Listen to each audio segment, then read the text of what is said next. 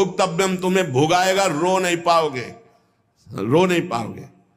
यहां जो आप कर्म कर रहे हैं वो आपको भोगने पड़ेंगे, अच्छे या बुरे।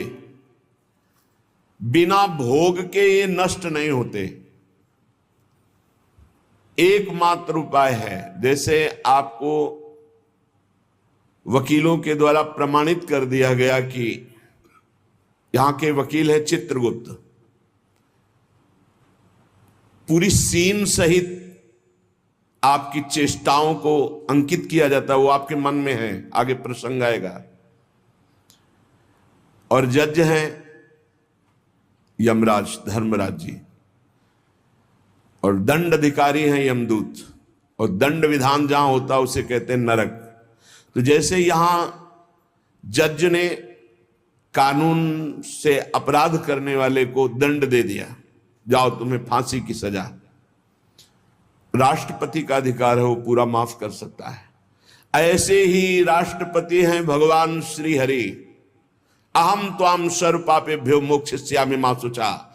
अगर शुभ अशुभ कर्मों से बचना चाहते हो तो एकमात्र उपाय भगवान की शरण में होकर नाम जप करो, अन्यथा अवश्यमेव भोक्तव्यम कृतम कर्म शुभाशुभम। सुमति जी अपने पिताजी को बता रहे, यमदूत ने कहा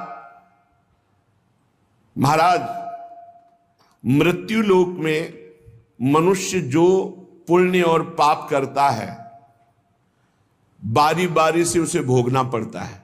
बहुत ध्यान से सुनोगे तो आपको बड़ी सावधानी प्राप्त हो जाएगी। जो छोटी मोटी गलतियां आप हंसी खेल में करते हैं वो भी आपको दंड भोगना पड़ेगा।